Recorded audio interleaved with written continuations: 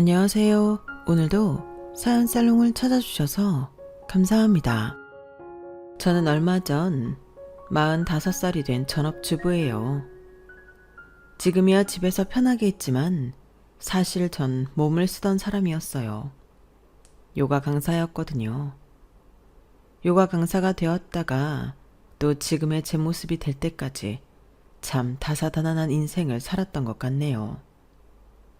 그동안 정말 어디에라도 제가 그동안 겪었던 일들을 이야기하고 말로 풀어내면서 마음도 풀고 또 위로도 받고 싶다는 생각이 있었어요. 그래서 이렇게 사연살롱이라는 곳을 알게 되자마자 제 이야기를 적어 내려가기 시작했답니다. 부디 제 이야기를 잘 들어주세요. 원래 저는 어려서부터 참 허약한 체질이었어요. 입이 짧아 한창 성장기일 때도 뭘 많이 먹질 못했고 태생적으로 근육이 안 붙고 빼빼 마른 몸이었죠.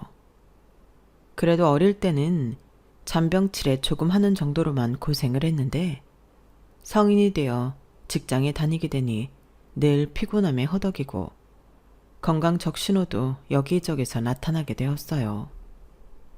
그런 절 보고 주변 지인이 요가를 추천해 주었고 그게 제가 처음 요가를 시작하게 된 계기였습니다. 처음엔 10분만 지나도 땀을 뻘뻘 흘리고 죽을 만큼 힘들었는데 아무리 아리백이고 아파도 꾹 참고 3개월을 매일같이 나가니 몸이 달라지는 게 느껴지더군요.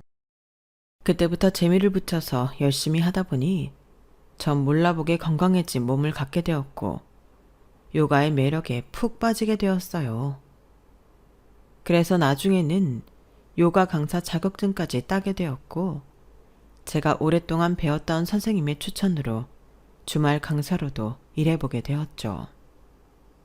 처음에는 주말이나 평일 저녁 수업만 맡아서 하며 투잡 생활을 이어갔지만 강사 수입이 안정적으로 들어오고 저축한 금액이 꽤 쌓이게 되면서 저는 아예 회사를 관두고 전업 강사가 되었어요. 그때 절 강사로 일하게 해주신 원장님이 바로 처음부터 제게 요가를 가르쳐 주셨던 선생님이셨답니다. 새로 요가원을 오픈하게 되었는데 그곳에 강사로 데려가고 싶다고 하셔서 저는 이례적으로 프리랜서 전환을 하자마자 괜찮은 수입을 벌어들이게 되었죠. 그렇게 활기찬 인생의 이막을 펼치고 있을 때 남편을 만나게 되었어요. 세미나에서 자주 뵙던 분이 저와 대화를 나누다가 잘 어울릴 것 같다며 만남을 주선해 주신 것이었는데요. 저보다 1살 많은 나이에 대기업에 다닌다는 남편은 실제로 만나보니 야망이 대단한 사람이었어요. 제가 제 입으로 이런 말 드리긴 그렇지만 되게 좋은 회사에 다니고 있거든요. 저는 뭐든지 무조건 최고 아니면 안 된다는 생각이 강해서 취업이 조금 늦더라도 이 회사를 꼭 들어오고 싶었어요. 그래서 사실 연애할 때 조금 바쁠 수는 있을 것 같네요. 이거 참. 아, 네. 현진쌤한테 들었어요. 그 회사 업무가 엄청 힘들다고 들었는데 괜찮으세요? 물론 너무 좋은 회사라 복지도 엄청나고 급여도 많다고 들었어요. 실제로 그 회사 다니는 분을 처음 뵈서 신기하네요. 사람 사는 게 다 똑같죠. 저는 이 회사 좋아요. 아직 1년차 신입이긴 하지만 그래도 어떻게 들어온 회사인데 끝까지 버티려고요. 요즘 친구들 보면 다 해외여행이니 뭐니 하면서 세월 아까운지 모르더라고요. 돈 아까운 줄도 모르고 말이에요. 은정 씨는 어떤 삶을 지향하는 편이세요? 현재를 즐기는 게 중요한 스타일이세요? 아니요. 저도 광활한 스타일이 아니라서 오늘만 보고 사는 편은 아니에요. 원래 직장 다니다가 지금 이렇게 요가 수업하게 된 것도 처음엔 계속 투잡으로만 하려고 했었어요. 지금 원장님 만나서 안정적으로 수업받게 되지 않았다면 아마 아직도 직장 다니고 있었을 거예요. 되게 신중하신 스타일이구나. 은정씨 입맛도 그렇고 얘기 나누다 보니 저랑 되게 잘 통하시네요. 그때 당시는 20대엔 해외여행을 자주 다니고 최대한 젊을 때 많이 놀아야 한다는 생각이 저희 또래 사람들에게 팽배했던 때였거든요. 제 친구들 중에서도 취업을 하기보단 알바나 계약직 일만 하면서 돈이 모일 때마다 여행을 가는 친구들이 있었어요. 하지만 저는 차곡차곡 미래를 준비하지 않으면 불안함을 느끼는 편이었고, 당시엔 드물게도 남편 역시 그런 사람이었던 거예요. 저희는 첫 만남부터 서로에게 동질감과 친밀감을 느낄 수밖에 없었죠. 만나면 만날수록 남편은 미래를 체계적으로 준비해 나가는 듬직한 사람 같았고, 저는 그런 남편이라면 제 미래를 맡길 수 있겠다는 생각이 들었습니다. 저희는 사귄 지 8개월 만에 식을 올리고 부부가 됐어요. 그리고 결혼 1년 차에 저희는 아이를 갖게 되었어요. 남편은 눈물을 글썽일 정도로 기뻐했죠. 그도 그럴 것이 남편은 결혼하기 전부터 아이를 가지고 싶어 했거든요. 저는 사실 원래는 아이를 간절하게 갖고 싶다는 생각은 없었어요. 그냥 낳으면 귀엽겠다, 잘 키워봐야지 라는 가벼운 생각뿐이었죠. 그런데 막상 제 뱃속에 아이가 생겼다는 얘기를 들으니 엄청난 모성애가 생기더라고요. 배가 조금씩 불러올수록 너무 신비롭고 소중했어요. 저와 남편은 하루하루 아이를 만나게 될 날만 고대하며 설레는 날들을 보내고 있었는데요. 불행은 예기치 못하게 찾아오더군요. 어느 날 갑자기 뱃속이 너무 잠잠한 거예요. 덜컥 불안감이 엄습한 저는 곧바로 산부인과로 달려갔고 청천벽력 같은 말을 듣게 되었죠. 유산을 했다는 겁니다. 저희 부부는 굉장히 큰 충격을 받았고 한동안 깊은 우울감에 빠져 살았어요. 밤에 잠도 제대로 못 잘 만큼 좌절감에 힘들어하는 저에게 남편은 먼저 다가와 위로의 말을 건넸습니다. 여보, 이제 기운 차리고 힘내자. 언제까지 이렇게 실패에 빠져 있을 수만은 없잖아. 다시 잘 노력해보면 이번엔 예쁜 아기를 얻을 수 있을 거야. 처음부터 우리한테 올 아기는 따로 있었는지도 몰라. 저는 남편 품에서 엉엉 울었어요. 그제야 저는 제 자신이 그전에는 그렇게 목 놓아 울지는 못하고 있었다는 걸 깨달았죠.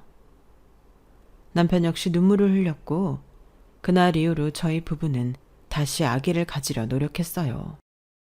하지만 그 다음도 또 그 다음도 저희는 계속해서 유산이라는 큰 슬픔을 겪게 되었답니다. 한 번 겪어도 힘들다는 유산을 3번이나 연속으로 겪게 되니 저는 말 그대로 몸도 마음도 만신창이가 되어 정신을 차릴 수가 없었어요. 여자로서의 자존감이 아니라 그냥 저라는 사람 자체에 대해서 자존감이 떨어지게 될 정도로요. 그런데 3번째 유산을 했을 때 제가 가장 크게 의지하던 사람이 갑자기 돌변해 버리더군요. 바로 제 남편 말이에요. 남편은 더 이상 절 위로하고 안아주지 않았어요. 대신 절 원망하며 원색적인 비난을 퍼붓기 시작했죠. 아니, 2번이나 그런 실수를 했으면 이번에는 좀 각별히 주의를 했어야 하는 거 아니야? 실수라니, 병원에서 우리가 잘못한 부분은 없다고 그랬잖아. 당신 말은 지금 내가 잘못해서 이런 일이 벌어졌다는 거야? 그럼 내가 잘못했어? 나야 뭘 하려고 해도 할 수가 없는 몸이잖아. 내가 2번이나 그렇게 좋게 넘어가 줬으면 이번엔 당신이 제대로 관리를 했어야지. 뭐라고? 넘어가줘? 내가 병원에서 하지 말란 거 한 적 있어? 병원에서 하라는 거 안 한 거 있냐고. 하라는 그대로 따랐는데 이런 일이 벌어진 게 내 탓이라는 거야? 결과가 그렇잖아, 결과가. 이번에야말로 여자가 제대로 해내야 하는 일인데 가뜩이나 몸 쓰는 일 하면서 애가 무사하길 바래? 2번씩이나 유산을 했으면 이번엔 일을 줄여서라도 모든 집중을 쏟았어야 하는 게 맞잖아. 남편의 말에 저는 너무 큰 상처를 받게 되었습니다. 더 이상 목이 메어서 아무런 말도 할 수가 없었죠. 그 뒤로 남편과 제 사이는 영원히 틀어지게 되었어요. 시간이 흘러 그때의 일이 바래지고 일상을 되찾아도 예전과 같은 사이로 돌아갈 수는 없었죠. 하지만 저는 여전히 남편을 싫어하지는 않았어요. 남편이 조금 심한 말을 뱉긴 했지만 남편은 남편 나름대로 심한 스트레스를 받고 있었거든요. 바로 직장에서요. 하필이면 가정이 크게 흔들리던 시기에 남편이 잘 따르던 부장이 사내 정치에 밀려 좌천된 거예요. 그 부장님은 저 멀리 지방으로 내려갔다고 했어요. 무슨 일인지 저는 정확히 알지는 못하지만 상황이 심각한 것 같더군요. 남편은 아직 서울에 있었지만 입사 동기들이 전부 승진할 때 혼자만 덩그러니 승진을 못하고 남게 되었어요. 그리고 결국엔 현장직으로 옮겨가게 되었죠. 남편은 오히려 지방으로 쫓겨난 것보다 승승장구하는 동기들을 보면서 자기만 혼자서 현장에서 일을 하는 걸 더 힘들어 했어요. 밤마다 잠도 설치고 괴로워할 만큼요. 저에게 말한 것 외에도 회사 생활에서 받는 스트레스가 꽤 컸을 겁니다. 대기업의 직장 내 괴롭힘은 차원이 다르더군요. 남편은 어떤 일을 겪는지 세세하게 말하진 않았지만 탈모까지 올 정도로 크게 스트레스를 받았어요. 서로 사이는 소원해졌지만 그래도 저는 남편이 술을 마시고 들어오거나 유달리 얼굴이 푸석해질 때면 걱정이 되었어요. 그래서 시간 날 때마다 도시락을 싸주거나 해장이 필요하면 아침마다 밥을 해먹이고 회사에 보냈죠. 정 시간이 없으면 꿀물이라도 타줬고요. 살림은 자연히 제가 90%를 담당했고 남편은 주말에 한 번씩 설거지나 빨래를 하는 등 최소한의 일만 도왔지만 그걸 가지고 뭐라고 한 적은 한 번도 없었을 만큼 저는 남편을 위해 맞춰서 살았답니다. 그렇게 3년 정도의 시간이 흘렀고 남편은 드디어 사무실로 다시 복귀할 수 있었어요. 새롭게 줄을 잘 서는데 성공한 것인지 점점 얼굴이 다시 피더군요.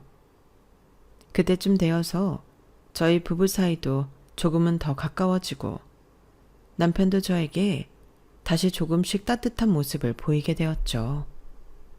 우리는 짧지만 두런두런 대화를 나누는 시간도 점차 길어졌고 다시 한번 조심스럽게 아이 얘기를 꺼내게 되었어요. 당시 제 나이가 30대 후반이었기에 저는 더 늦기 전에 지푸라기라도 잡는 심정으로 시도해보자는 생각이 들었죠.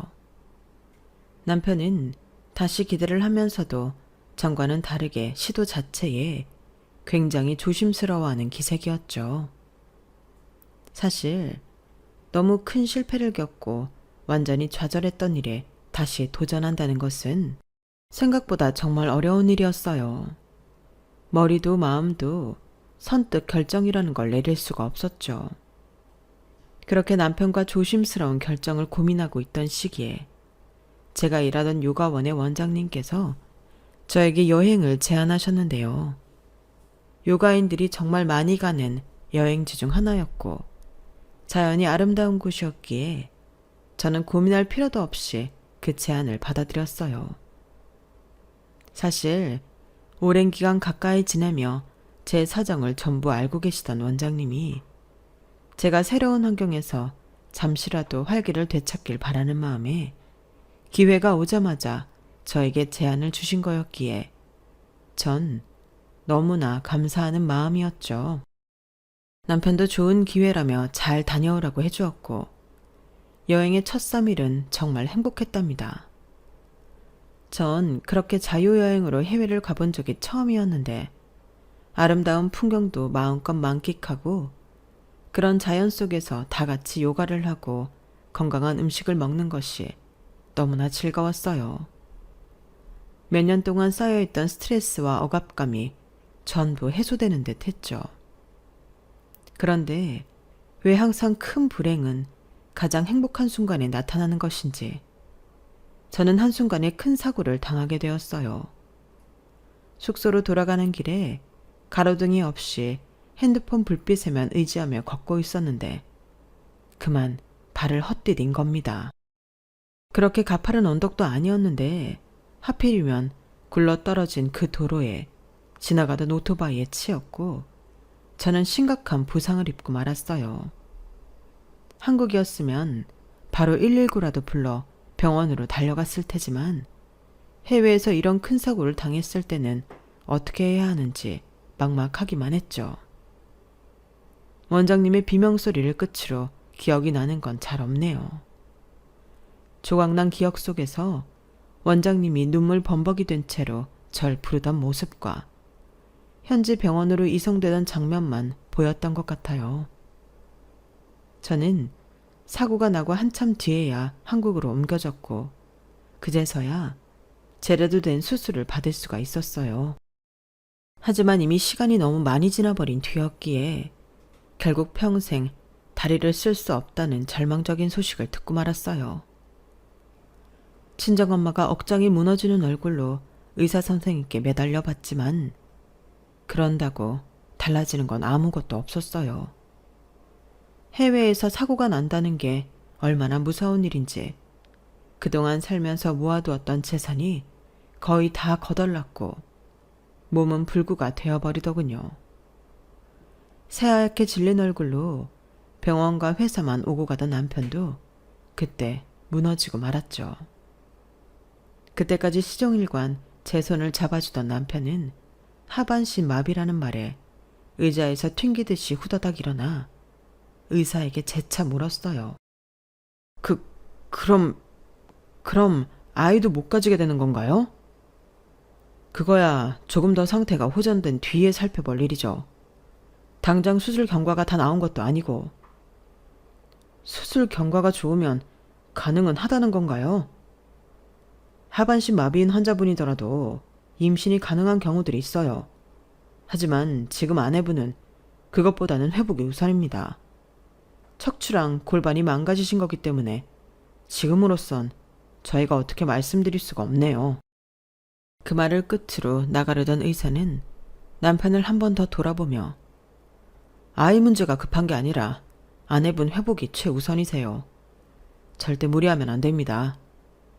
라는 말을 덧붙이고 나갔어요. 하지만 그 말은 남편에게 아무런 효과가 없었습니다.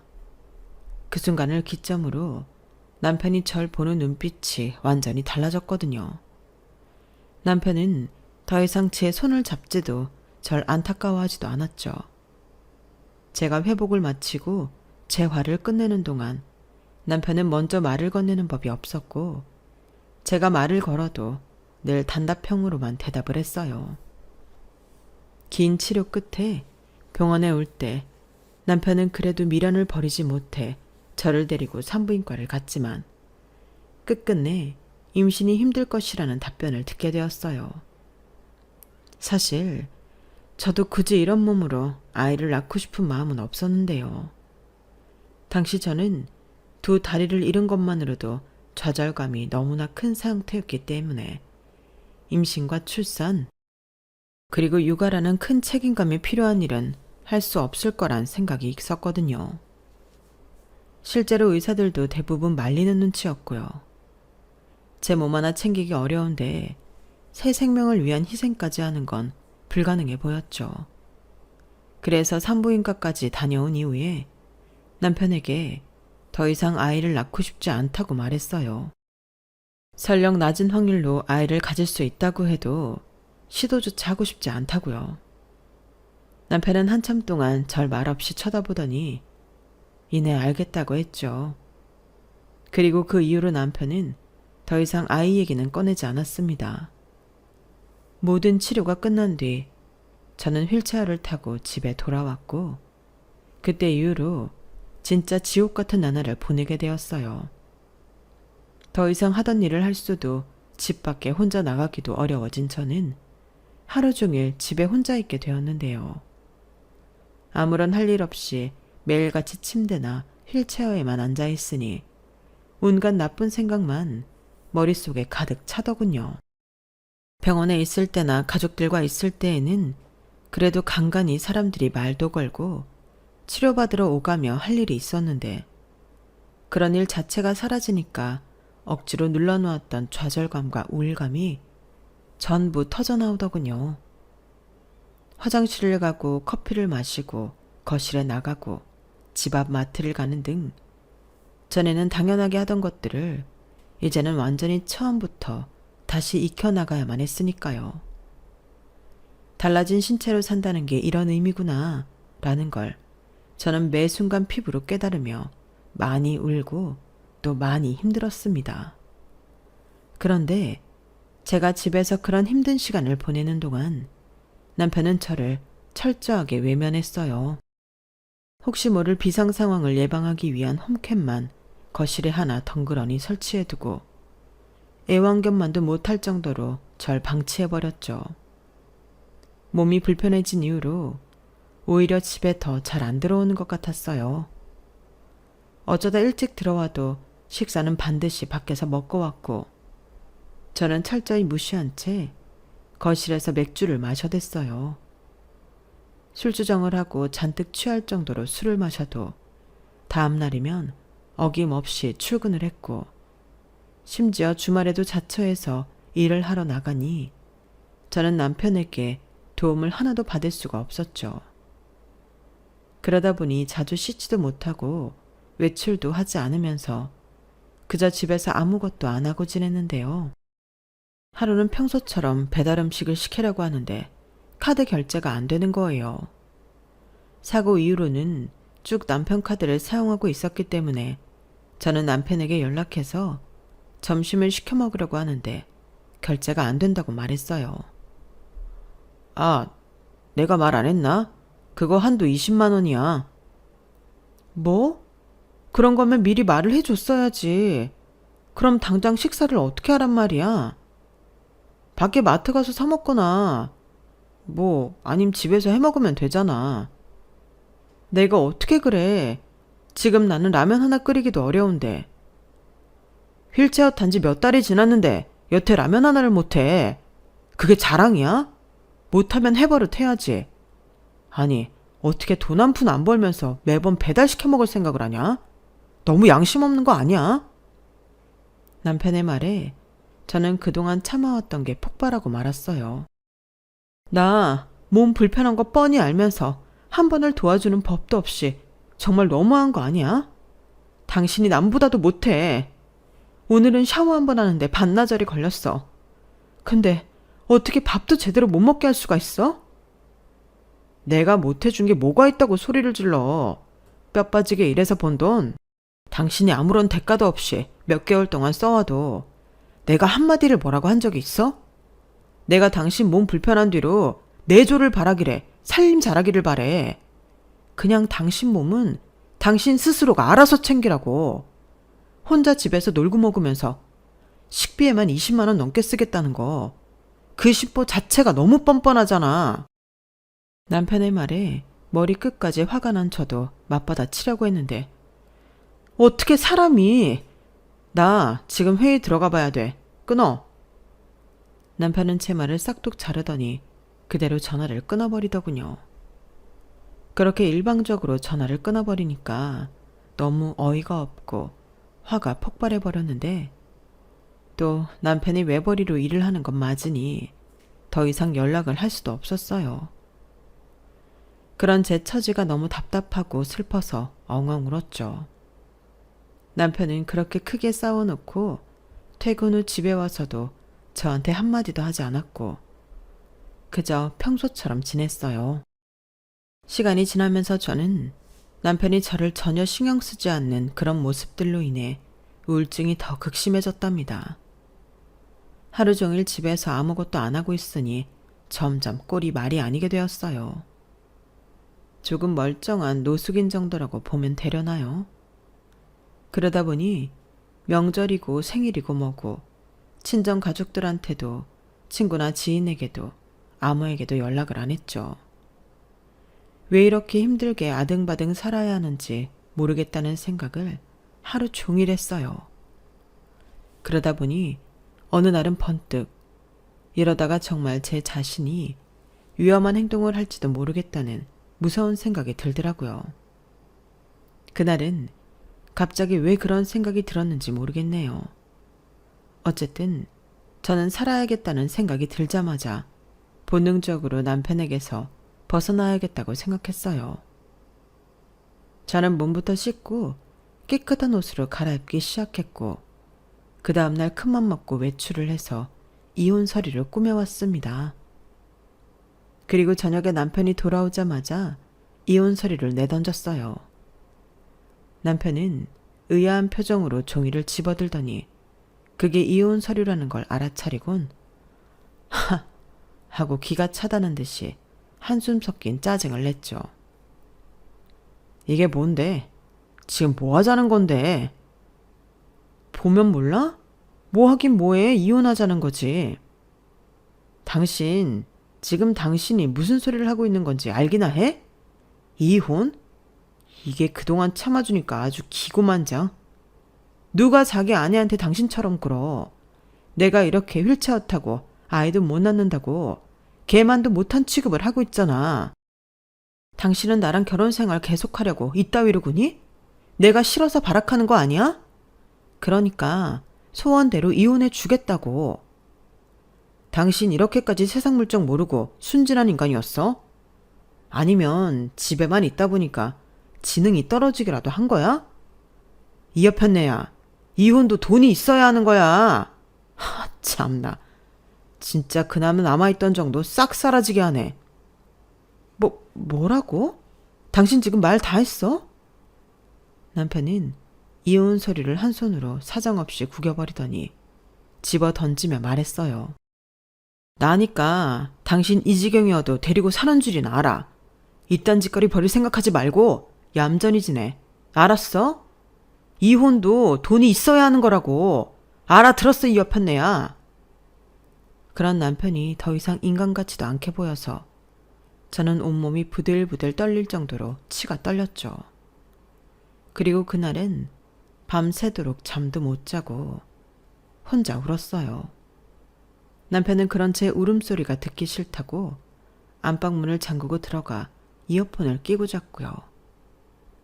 저는 이혼 서류를 작성하기 전보다 훨씬 더 우울해졌죠. 그런데 사람이 죽으라는 법은 없나 봅니다. 남편과 크게 싸우고 나서 바로 이틀 뒤인 그 주 주말, 요가원 원장님께 연락이 온 거였어요. 원장님은 제가 다치고 난 이후에 한동안 연락이 없었다가 거의 반년 만에 연락을 주신 거였죠. 반년 만에 만난 원장님은 몰라보게 살이 빠지고 얼굴이 안 좋아 보였는데요. 절 보자마자 그동안 저에게 너무 미안해서 제 얼굴을 볼 낯이 없었다며 얼굴을 붉히셨어요.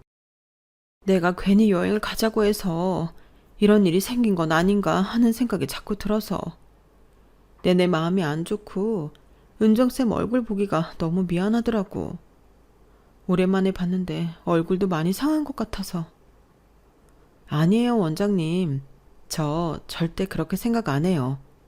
오히려 그때 저 생각해 주셔서 데려가신 건데 제가 감사했죠. 저는 원장님께 늘 감사한 마음뿐이었는걸요. 원장님도 너무 그렇게 생각하지 마세요. 그렇게 생각해줬다니 내가 다 고맙네. 은정쌤이 이렇게 심성이 고운 사람이라 이런 좋은 일이 생겼나 봐. 네? 그게 무슨... 예전에 우리가 같이 제작했던 요가 비디오 생각나? 아, 네네, 기억나네요. 그런데 갑자기 그건 왜요? 그게 해외에서 난리가 났어. 유튜브에 올린 영상 조회수 대박 터지고 유료 결제도 엄청나게 많이 들어와. 예? 정말요? 잘 됐네요. 내가 이제라도 쌤 볼 면목이 생겨서 얼마나 기뻤는지 몰라. 이거 봐봐. 원장님의 손을 맞잡고 기뻐하면서도 저는 그게 대박이 나봤자 월급 정도 벌 줄 알았어요. 하지만 원장님이 눈물을 글썽이며 보여주시는 자료에 입이 떡하니 벌어졌어요. 대충만 봐도 원래 벌던 월급과는 비교도 안 될 정도의 금액을 벌게 되었더라고요. 어안이 벙벙해질 만큼의 숫자들이 가득 적혀 있는 자료들을 보고 저도 모르게 와락 눈물이 터져 나왔어요. 원장님과 저는 그렇게 서로 울다가 웃다가 하면서 기뻐했죠. 원장님과 헤어진 지 얼마 뒤부터 투자금이 들어오기 시작하는데 첫 입금은 무려 17억이라는 거금이 들어오더군요. 보고도 믿기지가 않아서 10,000원, 5,000원씩 이것저것 결제해보며 몇 번이나 통장 잔고를 확인했답니다. 이게 꿈이 아닌 실제 상황이라는 게 그제야 체감이 되었고 전 거실에 있던 홈캠을 녹화본을 싹 다 뒤져본 뒤 그 길로 다시 외출을 했어요. 이번에야말로 이혼 서류를 제대로 꾸며 남편의 회사에 도착했고 하루 종일 부지런히 움직였음에도 벌써 5시가 다 되어 가더군요. 저는 아무나 붙잡고 강태용 과장을 불러달라고 무작정 부탁을 했어요. 몇 번의 시도 끝에 누군가 그 사람을 불러줬고 잠시 후 강태용 과장이 어리둥절한 표정으로 로비에 내려오는 게 보였죠. 저는 휠체어를 끌고 다가갔습니다. 저 부른 사람이 그쪽이에요? 근데 누구세요? 안녕하세요. 강태용 과장님이세요. 저는 조 대리 아내예요. 조재호 대리요. 아, 근데 왜 저를... 이거 받으세요. 이게 뭔데요? 공개되면 저희 남편 인생 망가지는 영상이에요. 강태영 과장은 묘한 표정으로 제가 내민 USB를 건네받았어요. 그리고 이해가 안 된다는 말투로 제게 물었죠. 근데 이걸 왜 저한테 주세요? 전 조대리랑 별로 안 친한데. 알아요. 둘이 사이 안 좋으시잖아요.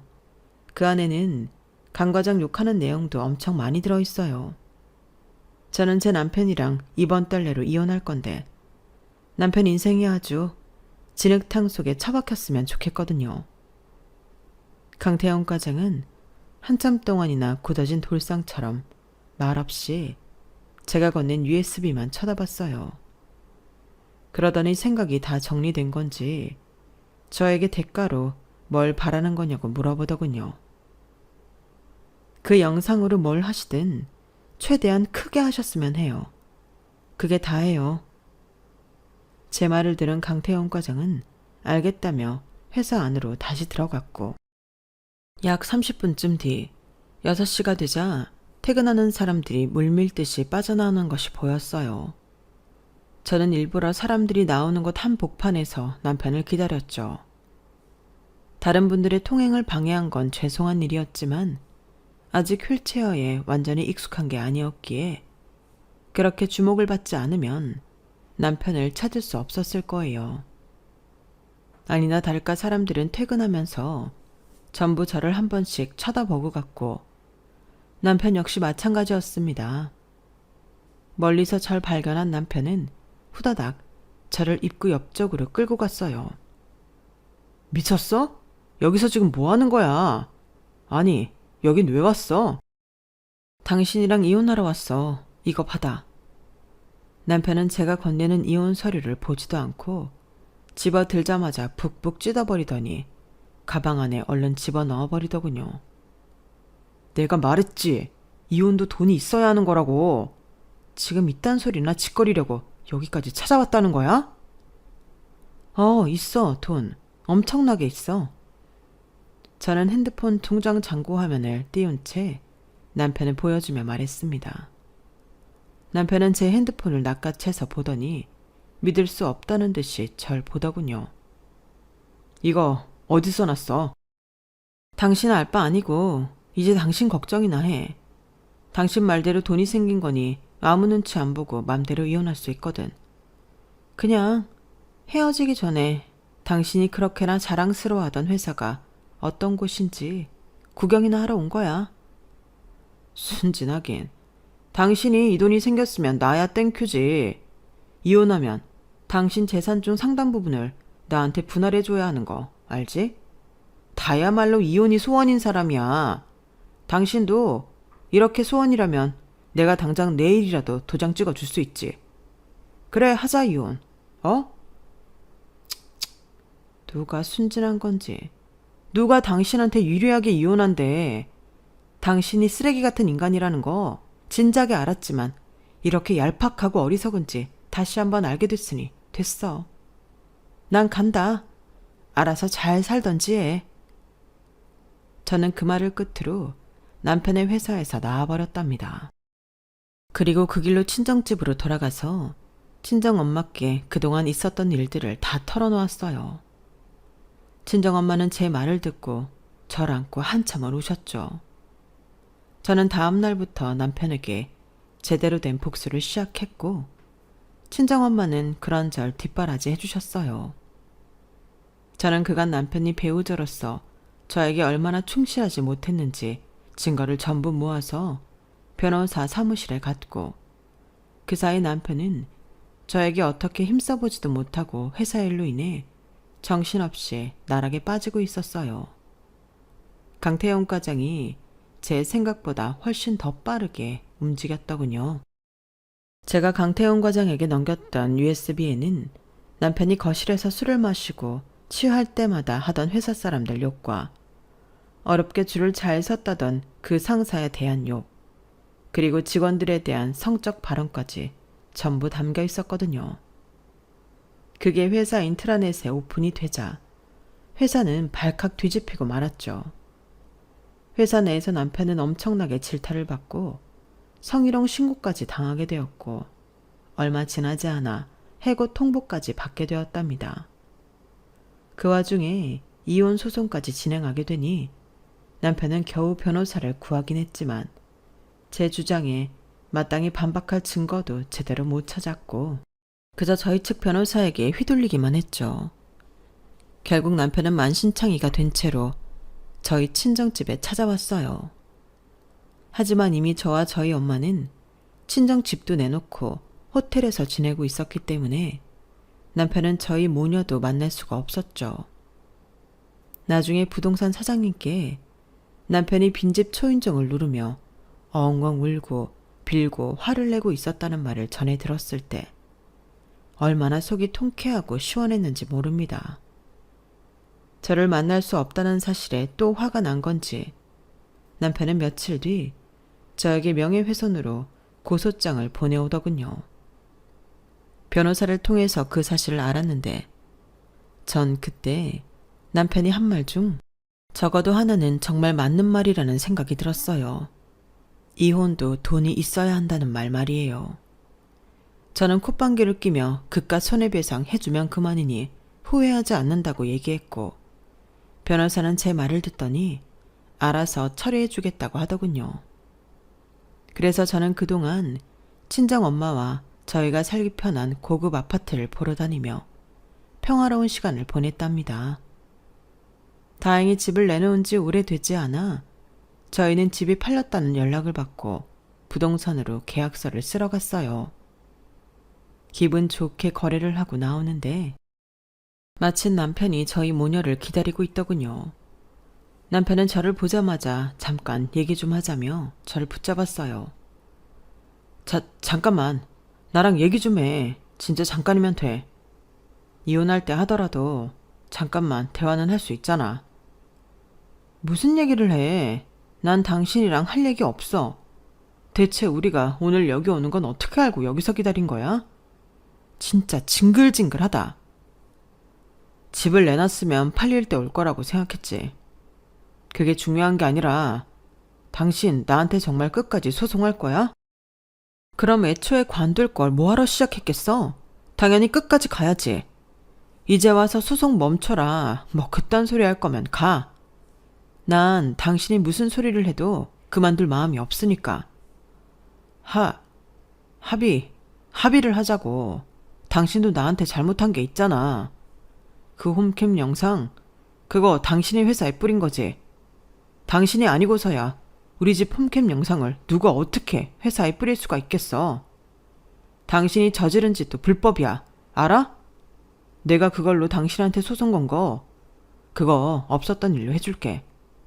그리고 이혼도 재산 분할 적당히 합의해 줄게. 그러니까 우리 서로 진흙탕 싸움 그만하고 원만하게 합의를 보자. 내가 왜? 참나, 계산기 때려보니까 명예훼손으로 이것저것 걸어서 배상금 뜯어내는 것보다 합의하는 게 손해가 덜 날 것 같았나 보지? 나는 상관없어. 당신이 그랬지? 이혼도 돈이 있어야 하는 거라고. 당신 말대로 나는 이제 돈도 많고 이 소송 끝까지 가도 전혀 생활에 지장이 없는데 내가 왜 합의를 해야 돼? 각자 잘못한 죄값 서로 치르고 끝내면 될 일을. 지금 남의 인생을 시궁창에 처박아 놓고 그딴 태평한 소리가 나와? 진흙탕에 처박으려고는 했는데 시궁창에 처박힌 줄은 몰랐네. 웃어? 내가 당신 몸에 손댄 적이 한 번도 없는데 폭행이니 뭐니? 그거 다 무고죄야, 무고죄. 당신이 저지른 일들 때문에 지금 내 이름에 빨간 줄이 몇 개가 그어지게 생겼는지 아냐고. 헐씨고, 이게 아직도 정신 못 차렸네. 무고죄? 당신이 나한테 한 짓 그게 다 폭력이야. 법이 그런 걸 왜 나한테 따져. 그리고 누가 부하 직원들 상대로 그딴 더러운 생각을 하고 살을 해? 그걸 주체 못하고 술만 처먹으면 입 밖으로 주저리 뱉은 건 당신이야. 지 인생 지가 신나게 꼬아놓고 왜 나한테 화풀인지 모르겠다. 아직도 정신 못 차린 인간이랑 더 할 말 없어. 이만 간다. 저는 그 말을 끝으로 엄마 차로 향해 휠체어를 돌렸고 남편은 잠깐! 내 말 안 끝났어! 하며 제 휠체어를 붙잡았어요. 그 순간 차에서 저희를, 정확히는 남편을 노려보고 있던 엄마가 후다닥 나오셔서 남편의 손등과 등짝을 가방으로 사정없이 두드려 팼습니다. 할 말 끝났대잖아, 내 딸이. 이 썩어 문드러질 놈아. 네가 어디 감히 내 딸한테 또 함부로 굴려고 해. 어디 내 딸 휠체어에 손을 대냐고, 이 금수 같은 놈아. 남편은 비명을 지르며 균형을 잃고 땅바닥에 엎어졌고 엄마는 남편이 넘어져도 등이며 뒤통수를 향해 쉬지 않고 가방을 휘두르시다가 마지막엔 남편에게 침까지 뱉으며 으름장을 놓으셨어요. 어디 한 번만 더 내 딸 함부로 해봐. 아주 그냥 그놈의 손모가지며 주둥아리며 평생 다시 못 쓰게 해줄 테니까. 알았어? 엄마는 씩씩거리시며 절 차에 태우시고는 호텔로 돌아오셨어요. 엄마의 갑작스러운 행동에 저도 순간 얼이 빠진 채로 엄마를 말릴 생각도 못한 채 굳어 있었는데 그간 엄마가 제 얘기를 들으신 후로 얼마나 속으로 천불을 삭히고 있으셨는지 짐작을 할 수 있었네요. 저랑 연락도 잘 안 되고 있던 반년 동안 제가 몸도 마음도 형편없이 망가져가고 있었다는 걸 뒤늦게 알고서 얼마나 남편에게 분노하셨겠어요. 저도 그런 엄마를 보고 그 기간 동안 엄마한테 연락을 안 드린 게 후회가 되고 죄송스러운 마음이 들었어요.